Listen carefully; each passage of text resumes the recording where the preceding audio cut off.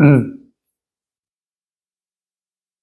혹시 오해가 있으시는 분들이 있을 수 있어서 특히 어린 친구들 그러시는데, 목사님 핸드폰 본다. 핸드폰 보는 거 아니에요? 원고야, 원고. 눈이 나빠서, 그러니까 이 설교하는 원고를 아주 큰 글씨로 이렇게 제가 워낙 눈이 나빠서 이런 원고를 쓰게 되면은 저는 정말 한 몇백 장 써야 돼요. 그래야 보여, 글씨가. 근데 이제 아무래도 이제 휴대폰이나 이런 스마트 기기가 크게 할 수 있고 이렇게 넘길 수가 있어서 하니까 그런 부분 여러분들이 이해해 주시면 될 것 같습니다. 사실, 전에는 다 외웠어요, 설교를. 눈이 너무 나쁘다 보니까 이게 보고하는 것도 힘들고 그래서 설교 전체를 외웠거든요. 그래서 머릿속에서 주제는 뭐고 그리고 집에서 시뮬레이션을 해요, 외우다 보니까.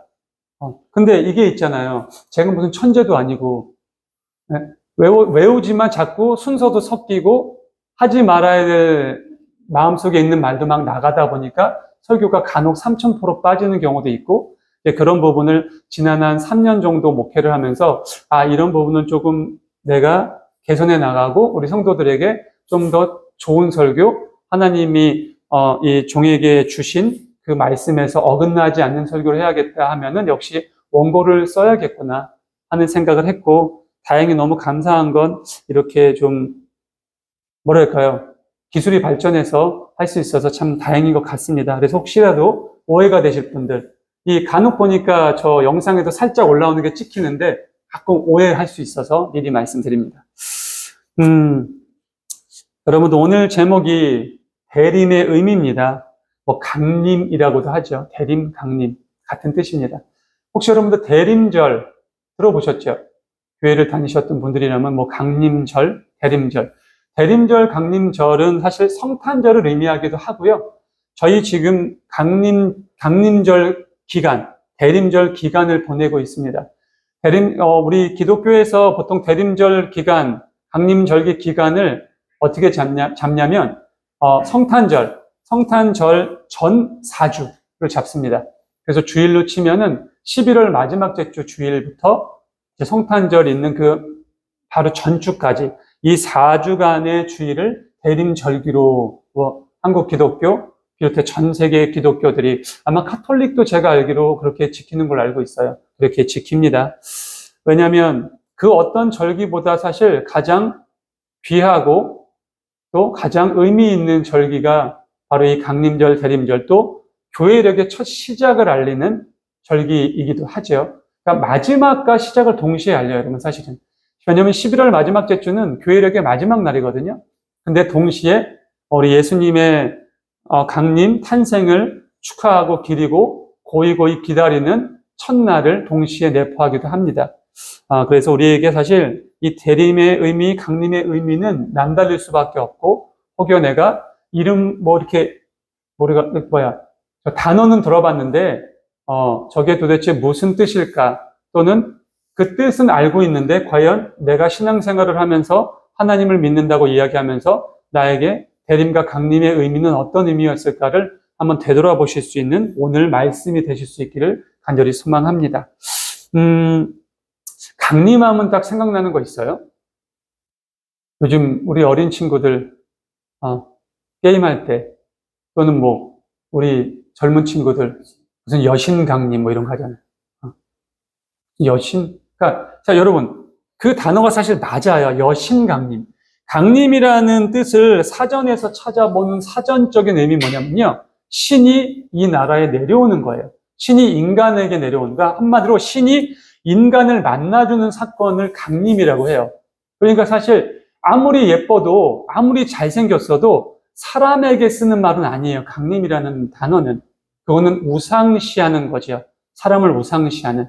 예전에 모 가수가 자신의 이름에 그러니까 이거 딱 얘기해버리면 그 가수를 표현하는 거라 얘기를 할 수는 없고, 무슨 시, 이런 걸 붙였어요. 그럼 대충 머리에 여러분들이 누군지 딱 생각이 나실 거야. 그것도 뭐냐면 자기 자신의 인기가 워낙 치솟고 오르니까 그런 현상을 만들고 종교화시키는 그런 부분들이 연예계에서 많이 나타나거든요. 지금도 마찬가지고, 그런 것 또한 하나님께서 가장 경멸하시고 하나님 앞에 가장 큰 죄라고 할 수 있는 우상 숭배에 들어가는 거죠. 이 강림이라는 게 그래요. 근데 이제 세상 사람들은 그걸 모르고 사용하니까, 그리고 그 어떤 좀 뛰어나다는 말보단 사실 하나님이 주신 거죠. 그 외모는 너무나 예쁘고 출중하게 태어나고 너무나 잘생기게 태어난, 정말 우리가 뭐 다비드상이라고 하죠. 이렇게 조각한 것처럼 태어난 그런 사람들, 사실 부모님께 물려받은 거 하나님께서 허락하신 건데, 그거를, 그 영광을, 그 감사를 그 사람한테 돌리면 안 된다라는 거죠. 그러니까 어찌됐건 우리가 오늘 이 시간부터 우리가 우스갯소리라도 강림이라는 말은 주변의 사람들에게 사용하지 마세요. 최소한 하나님을 믿는 우리라면 오직 강림이라는 건 예수님께만 적용할 수 있는, 적용되어야 되는 단어라는 것을 마음에 좀 새기면서 우리가 이 대림, 강림의 의미를 좀 확인해 보는 시간이 되면 좋을 것 같습니다. 우리가 조선시대, 고려시대까지는 좀 아니었어요. 고려시대는 그래도 조선시대만큼 뭐 왕이나 어떤 그 귀족들의 신분이나 귀족과 서민들의 어떤 좀 뭐랄까요, 예의 격차가 그렇게 심하고 막 무시되는 시절은 아니었어요. 이성계가 반란을 일으키고 중국에서 불교와 성리학을 들어오면서 소위 말해서 제가 몇 번이나 말씀드리지만 나라를 정말 개판 5분 전으로 만들어 놨죠. 사실 대한민국은 솔직히 제 개인적인 생각으론 일제의 침탈로 인해 가지고 무너진 게 아니라 이성계가 조선을 잘못된 관념과 신앙과 종교로 세우면서 그 나라는 이미 조선왕조 500년 1년부터 무너지기 시작한 거거든요. 그렇기 때문에 그 암투가 끊이지 않았고, 사실 우리가 이씨계보라고 해서 그 이씨의 왕조가 이어진 것 같지만 그 중간에 뭐 다른 성씨가 들어갔는지 몰라요, 아무도. 그 왕궁 안에서 벌어지는 일 누구도 모르기 때문에 그 여인들의 혈투, 그래서 뭐 여인천하라는 드라마도 한때 한참 방영이 됐었죠. 아마 우리 젊은 어린 친구들은 모를 거예요. 그 드라마나 이런 걸, 역사적인 걸 보면, 아니 그러면 이 왕도 실제로 적통이라고 할 수도 모르겠네. 누가 적통인지 알 수도 없겠네.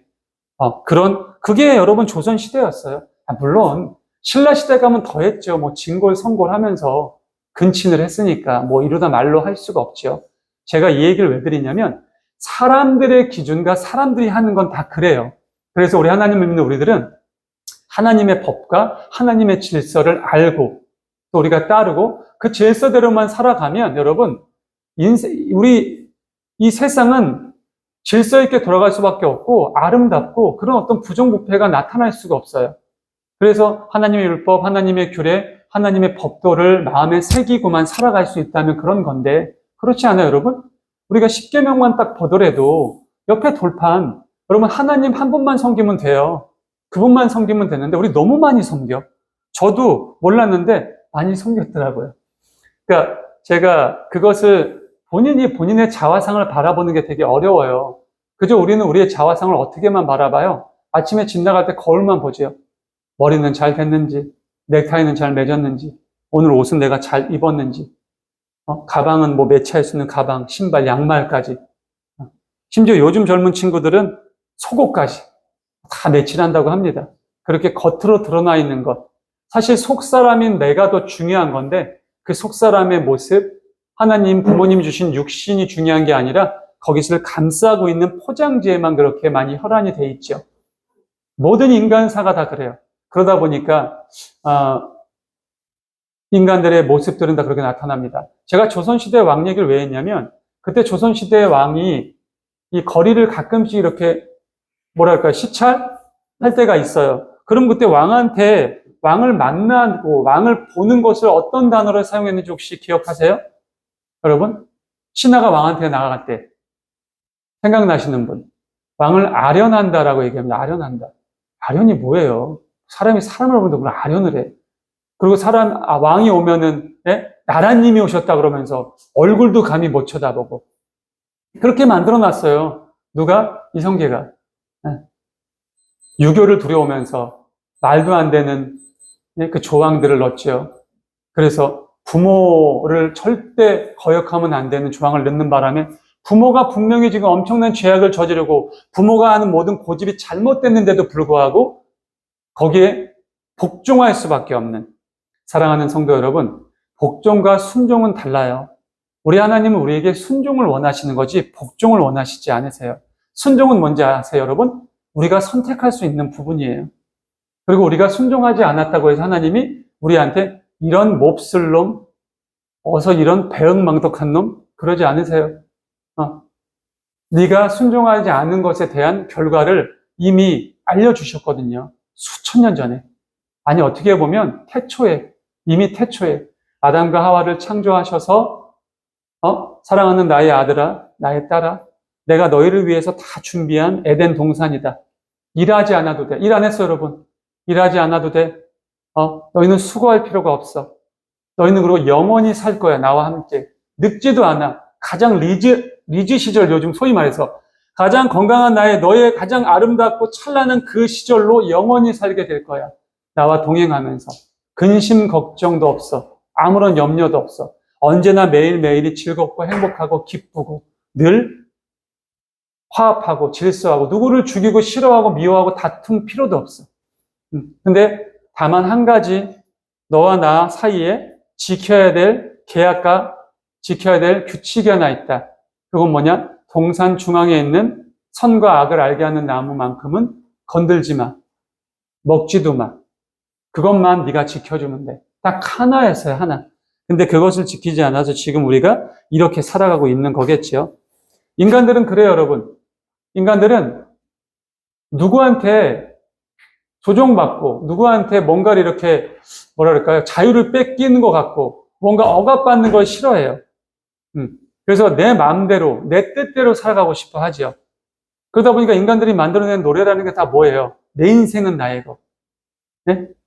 그렇죠? 노세 노세 젊어서 노세. 늙어지면 못 노나니. 네? 아버지는 말하셨지, 인생을 즐겨라. 조금 어긋난 얘기지만 그 노래를 어떤 개그맨이 패러디를 했어요. 아버지는 망하셨지, 인생은 즐기다. 네. 근데 저는 그게 맞는 것 같아요. 그게. 인생 즐기다 보면 망해요. 어떻게 즐길 건데? 인간들이 결정한다라는 것은 내가 성공하고 돈 벌고 잘 사는 것, 그러기 위해서는 하나님의 법과 율례와 규례를 어길 수밖에 없거든요. 하나님의 법과 세상의 법은 완전히 동전의 양면처럼 함께 가는 것 같지만 완전 다른 쪽을 바라보고 있거든요. 가는 길은 같아요, 여러분. 우리 역시 어디로 가고 있을까요? 제가 말하는 이 같은 길은 어디 같아요, 여러분? 혹시 한번 얘기해 보세요. 괜찮아요. 자, 동전의 양면 같다 그랬어요. 목적과 방향은 같은데 바라보는 게 달라. 전혀. 근데 그러면 이들이 향하는 방향은 뭘까요? 향하는 동일한 곳은 어딜까요? 죽음이에요, 죽음, 여러분. 무슨 성공, 무슨 안락.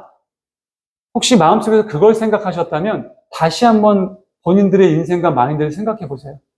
얼마나 오래될 것 같은데 그 안락과 평안이. 길어야 100년이야. 예, 100년 아무것도 아니에요, 그 시간. 영원이라는 시간에 빗대면 아무것도 아닌 시간이 보이지도 않아. 네. 찰나의 순간. 정말 눈 깜짝할 순간이에요. 그렇죠? 근데 내가 하나님의 법과 은혜와 하나님의 뜻과 하나님의 자녀로 살아가는 길을 선택하느냐, 아니면 그저 완전히 다른 길을 선택하느냐. 차라리 여러분, 완전히 다른 길을 선택하면 상관이 없어요. 전 누누이 말씀드려요. 근데 이게 반쯤 걸쳐놓으면 문제가 돼요. 왜냐하면 발쯤 걸쳐놨을 때 하나님이 관여하시거든. 또 우리들도 관여해. 자꾸 얘기하잖아, 우리 성도들한테. 오늘 교회 안 나와? 이번 주 왜 이렇게 또 무슨 일이 있어서 안 나왔어? 근데 그 어떠한 우리의 관심과 다른 목사님들 또는 성도님들, 우리 교회의 같은 교우들이 얘기해 주는 것을 사랑으로 받아야 되는데, 귀찮고, 짜증나고, 내가 뭐 교회 나가든 안 나든 좀 신경 좀 안 썼으면 좋겠고, 그런 마음이 내 마음속에 들어간다면, 나는 지금 하나님과 세상과 이렇게 반 정도 걸쳐놓고 있구나라고 생각하시면 돼요, 나의 믿음은. 간단하게 얘기하면 여러분, 그거는 믿음이 아니죠. 그건 신앙이 아닙니다. 권력자들 또는 유명인들 이렇게 만날 때 막 설레어 하죠.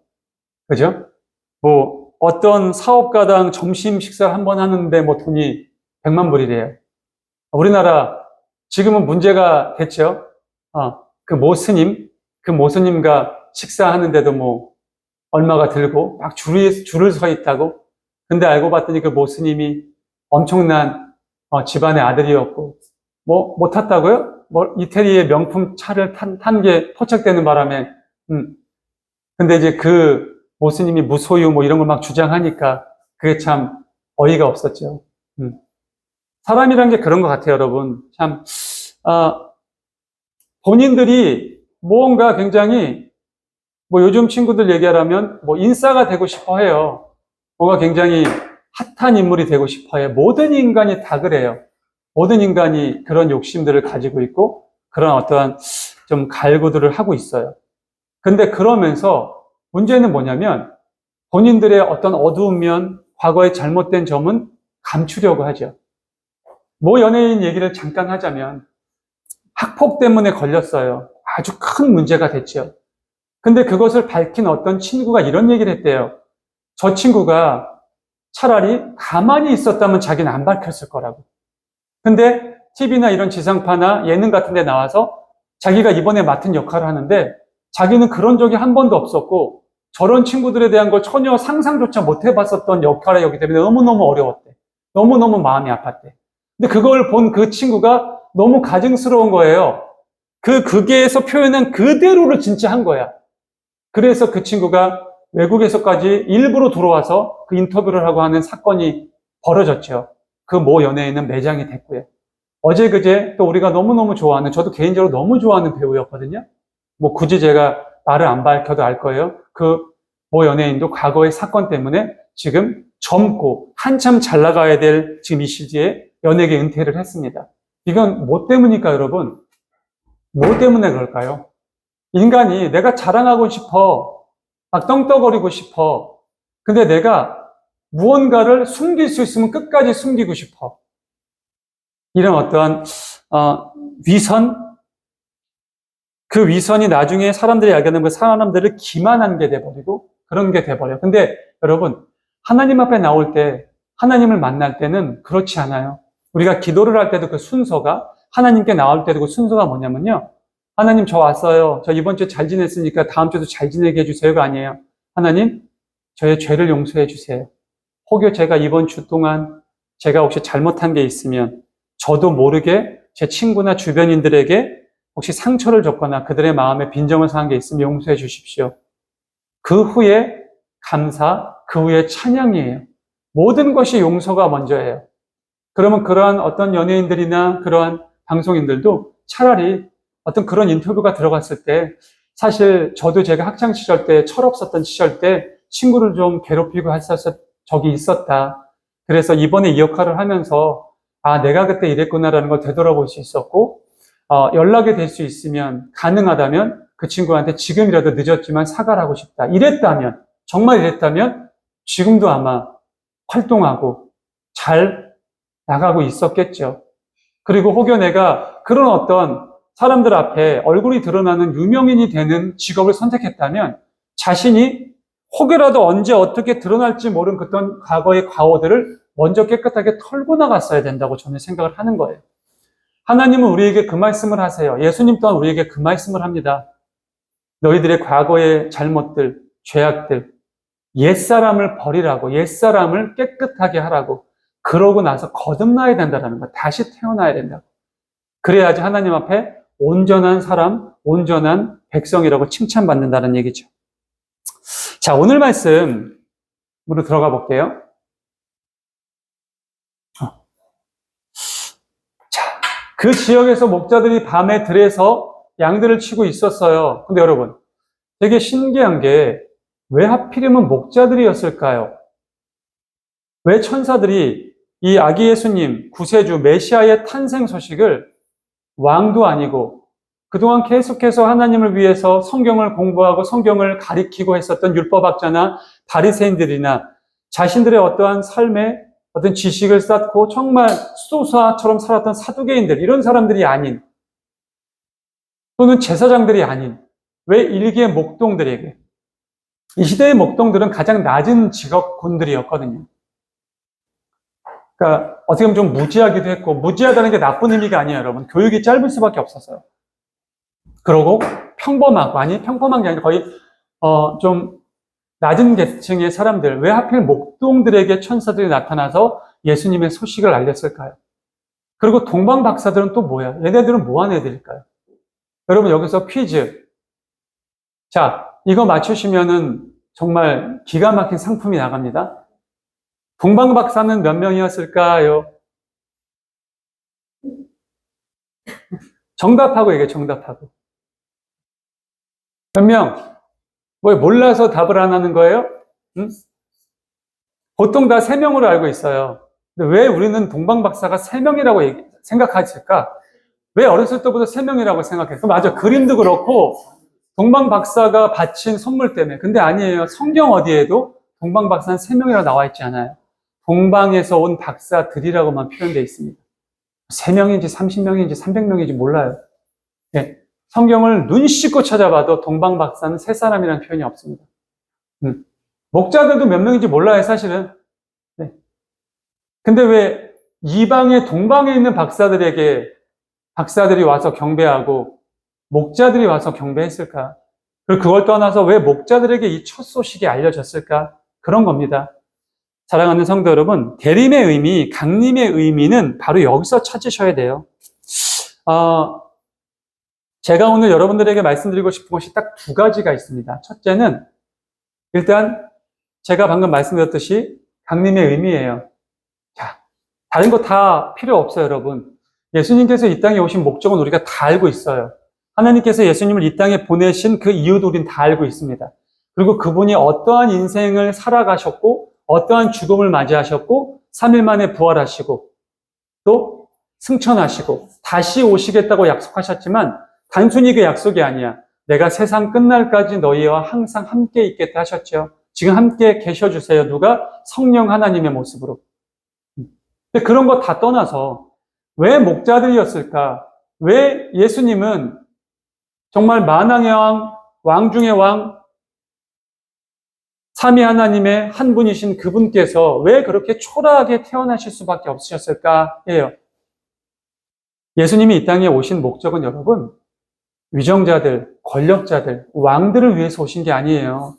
바로 우리와 같이 가장 낮은 곳에 있는 사람들, 가난하고 힘들고 아프고 소외받고 고난받고 고아와 과부와 나그네, 네가 내 형제들을 내 몸과 같이 사랑하라라고 분명히 하나님께서 십계명을 내리실 때 광야에서 처음 선택된 선민인 이스라엘 백성들에게 말씀을 하셨는데 수천 년이 지난 지금에도 그게 안 이루어져요. 나보다 가난하고 낮은 사람은 무시해, 멸시해. 힘들고 어려운 사람들은 피해. 성공한 사람들, 잘난 사람들만 쫓아다니려고 해. 돈 붙어있는 사람들한테 가서 어떻게 하면 정보 한번 얻어낼까? 저 사람은 어떻게 저렇게 많은 돈을 벌었을까? 그런 것만 찾으려고 해요. 그런 사람들은 절대로 예수님을 만날 수가 없어요, 여러분. 만날 수가 없어요. 하나님이 천사를 통해서 목동들의 귓가에 그 소식을 알려준 이유는 여러분, 단순하게 성경의 저 말씀을 그저 고지고대로 단어만 바라보시면 안 돼요. 지금 이 시간, 이 시대를 살아가고 있는 우리에게 똑같이 적용하셔야 돼. 왜 나에게 하나님의 말씀이 안 들릴까? 왜 하나님의 저 마음이 나한테는 안 들어올까?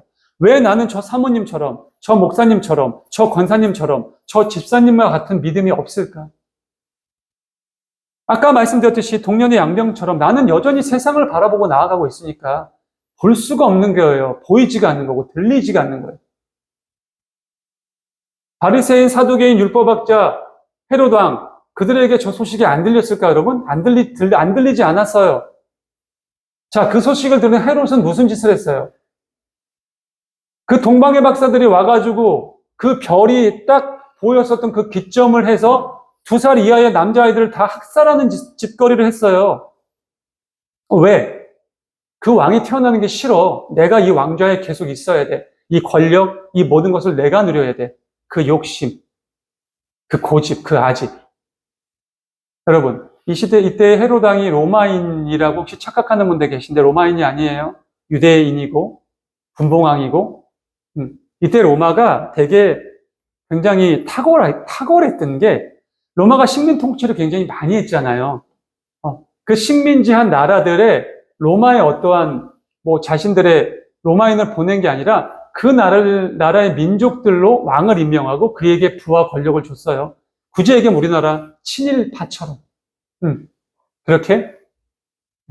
왜? 그게 그 나라를 이끌어가고 그렇게 오랜 기간 동안 전 세계를 군림할 수 있었던 로마의 어떤 방법이고 방식이었죠.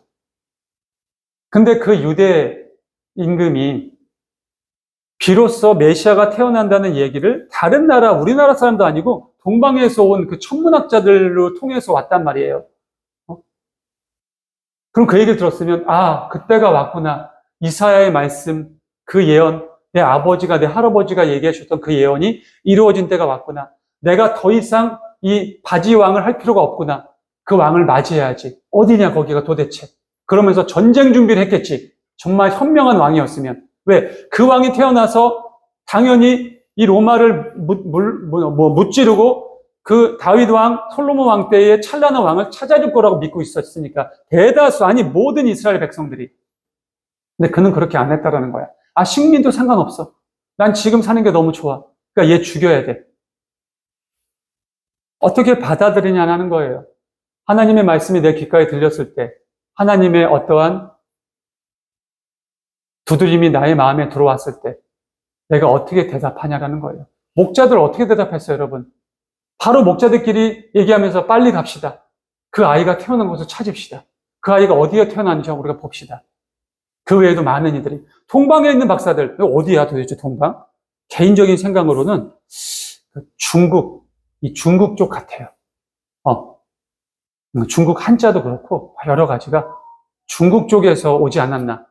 이 티벳, 그때 이제 티벳에서 열심히 공부하고 별 보고.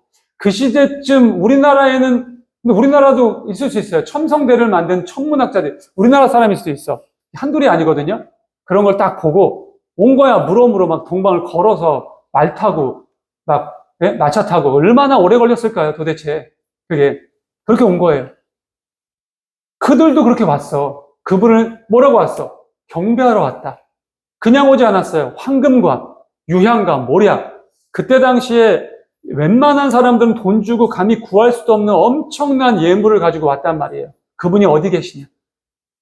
그랬더니 정말 초라한 마국간, 그 말똥 냄새 나고 그 동물 비린내 나는 그곳에 태어나신 거야. 근데 들어가면서 여기 아닌 것 같은데? 야, 여기 아니야. 무슨 왕이 이런 데서 태어나? 딴 데 찾아봐. 이러지 않았다라는 얘기예요. 거기 가서 경배하고 절하고 하나님께. 사랑하는 성도 여러분, 혹여 여러분들은 하나님, 예수님을 어떻게 맞이하고 있는지를 오늘 이 시간 이 말씀을 통해서 한 번쯤 정말 심도 있게 생각해 보셔야 됩니다.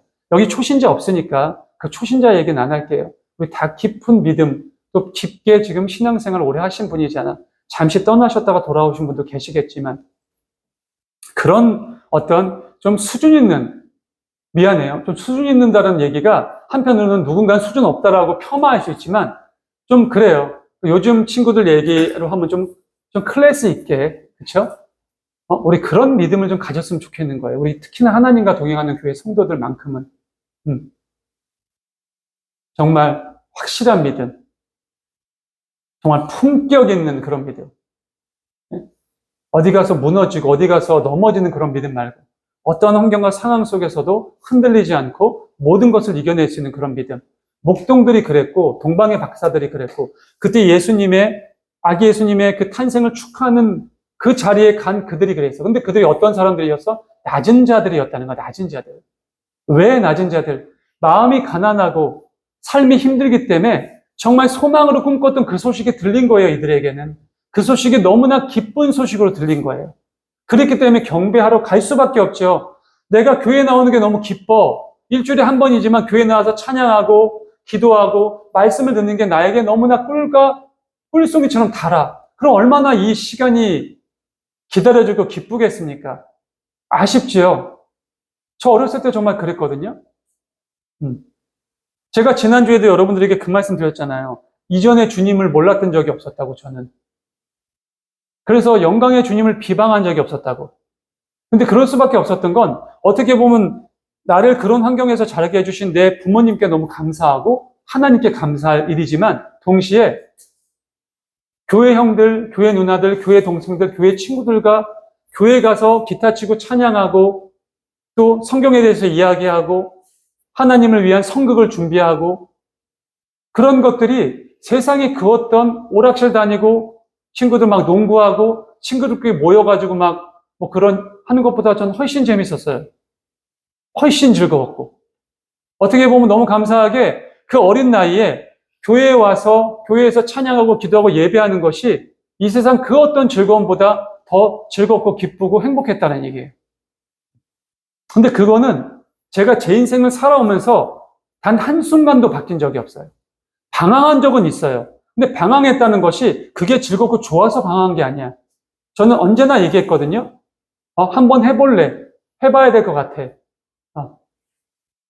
근데 제가 그런 타락, 나름대로 방황을 했어도 그게 그렇게 즐겁지 않더라고요. 가장 중요한 건 뭐냐면 순간적이더라고. 그저 순간적인 기쁨, 순간적인 만족, 순간적인 쾌락, 순간적인 어떤 좀 포만감을 줄 뿐이지 이게 길게 가지 않아요. 영원할 수는 없고요, 당연히. 근데 하나님 안에서는 그렇지 않다라는 거야. 근데 그걸 누군 알았어? 이 목동들은 알았어요. 동방의 박사들도 알았다고. 기독교 신앙이 뭔지 전혀 들어보지 못한 그 사람들은 알았다라는 거예요. 과부와 고아와 나그네들도 알아요, 그거를. 응? 오늘 안 오셨지만 우리 권사님 힘들고 어려운 환경 속에서도 예배를 드리러 오시잖아요. 그게 본인이 지금 환경이 힘들고 어렵지만 내가 정말 매달려야 되고 나의 마음에 평안을 줄 수 있는 것이 예배당이라는 것을 기억하고 있기 때문이에요. 그럼에도 이런저런 딜레마로 인해서 막 싸우시겠지만 우리 여기 계신 분들 저를 포함해서 다 그렇거든요. 근데 우리가 이겨내야 될 것 뭐냐? 우리가 오늘 이 시간을 통해서 2026년을 시작하는 이 말씀 속에서 이 대림의 의미, 강림의 의미 마음에 담아야 될 건 뭐냐면 전 여러분들이 예배 전에 나올 때 어떤 마음가짐으로 나와오셨느냐야 지금까지. 동방에 있는 그 박사들이 짧게는 수주, 길게 수주는 아닐 거예요. 중국에서 여기까지 오는데 얼마나 오래 걸렸겠어 그때. 정말 우리 한국 신라 거기에 첨성대를 막 연구하던 그 박사들이 그 별을 보고 여기로 오는데 얼마나 오래 걸렸겠냐고요. 정말 몇 개월, 길게는 1년. 그 긴 시간 동안 그 별을 보고 온 인류를 구원할, 예? 이 지구를 구원할 왕이 탄생했다는 것을 어떻게 알았지, 근데 그 사람들? 지금 생각해도 신기해 죽겠네? 그 사람들한테 천사는 안 나타났나? 천사들이 그 사람들한테 나타났나? 이 목동한테만 나타난 것만 나온 건가, 혹시 성경은? 그럴 수 있어요. 왜냐면 이 성경을 쓴 사람이 유대인이기 때문에 이 유대의 사대주의일 수 있어. 그런 생각하는 거야. 아마 그 동방에서 온 박사들이 어느 국적인지 모르겠지만 그들에게도 똑같이 천사가 나타날 수 있어요. 꿈이든 어떻게든. 그래서 올 수 있죠. 우리들에게도. 그렇죠? 매 주일 예배를 이렇게 나올 수 있는 것. 금요일 날 찬양을 드릴 수 있는 것. 이제 새벽 예배도 시작돼서 하루의 시작을 하나님께 드릴 수 있다는 건 여러분들 너무나 감사한 일인 거예요. 예배 하나 더 드리니까 저 또 나가야 돼? 그게 지금 현재 나의 믿음의 상황. 어떤 성도가 저한테 그래요. 우리 교회는 새벽 예배 안 하나요? 제가 이름은 말씀 안 드릴게. 깜짝 놀랐잖아. 한편으로는 내가 지금 피곤해서 못해. 내가 나한테 시험이 들어. 그럼 그 성도는 사실 그 얘기 저한테 들었을 때 어땠을까요? 뭐 목사가 저래? 그랬다면 우리 교회를 떠났겠죠. 그러지 않았다라는 거죠. 아마 그 성도는 기도를 했을 겁니다. 주님, 저 철없는 목사를, 우리 목사님을 좀, 처리 좀 들게 해주세요. 아니, 성도가 새벽에 기도하자 그러는데 본인이 힘들고 시험 든다고 새벽 기도를 안 한대요. 하나님, 전 우리 목사님을 사랑하니까 제발 우리 목사님 정신 차릴 수 있게 아마 그런 기도를 하지 않으셨을까. 그래서 제가 올해 딱 정신을 차리고 2026년부터 새벽 예배를 시작한 겁니다. 사랑하는 성도 여러분, 말씀을 마무리하죠. 우리가 하나님께 나올 때 어떤 마음이냐가 굉장히 중요해요. 그 대림의 의미, 강림의 의미는 바로 거기에서 찾으셔야 되는 거예요. 왜? 예수님이 이 땅에 오신 이유는 짠짠짠짠 뭐 이러려고 오신 게 아니야. 여신 강림, 뭐 얼마 전에 장원영이 요즘에 뭐 그 연예계 중에서 최고의 여신이라면서요. 장원영이 나타나는 곳곳마다 뭐 인간이 아닌 것 같다. 제가 봐도 그래요. 얘 기럭지랑 얼굴이 이게 토종 한국 사람은 아닌 것 같아요. 그 정도로 그동안 참 보아하지 못했던 근데 그런 사람한테 강림이라는 걸 쓰는 게 아니라 그랬어요. 그리고 그런 사람이 나타나는 곳은 막 사람이 환호성을 치고 함성을 치르고 막 그러죠. 근데 그러지 않았다라는 거예요. 신 중의 신, 왕 중의 왕, 우리의 모든 것을 주관하시는 예수님은 가장 초라한 모습, 가장 초라한 곳으로 오셨어. 왜? 그런 초라한 우리들을 만나주시기 위해서. 네? 마음이 상한 자를 고쳐주기 위해서, 눈먼 자를 눈뜨게 해주기 위해서, 기먹은 자를 열게 해주기 위해서, 병든 이가 죽은 자가 살아나고, 병든 이가 고쳐지고, 포로된 곳에서 우리가 자유를 받고, 갇힌 곳에서 풀려나주기 위해서 오신 거라니까요. 떵떵거리는 사람 더 떵떵거리게 해주고 온 게 아니라 그런 이들을 위해서 오셨어요. 우리 지금 이 자리에 나와 계신 우리 모두 다 그렇지 않아요? 가난하지 않다면 어디 다른 데 이상이 있을 거야. 귀가 막혔거나 눈이 안 보이거나 그렇죠? 아니면 입이 막혔거나 내가 하나님의 말씀을 듣고 하나님을 바라보는데 나가서 못 전해. 그럼 입이 막힌 거예요, 여러분. 하나님이 우리에게 원하시는 게 뭐예요? 내 증인이 되라고. 우리는 증인이 돼요, 여러분. 전해야 돼. 옆에 있는 사람을 안고 막 계속 그 사람이 지겹다고 나를 떠날 때까지. 떠나는 건 두세요, 그냥. 그건 찾아가기까지는 하지 마. 하나님도 말씀하셨거든요, 예수님도. 너희가, 전도하러 가. 혼자 가. 아니면 둘이 가. 안 되면 목사님을 데려가. 그래도 아니면은 그 집에 갔던 네 신에 묻어있는 흙까지 털어버려. 관여하지 마.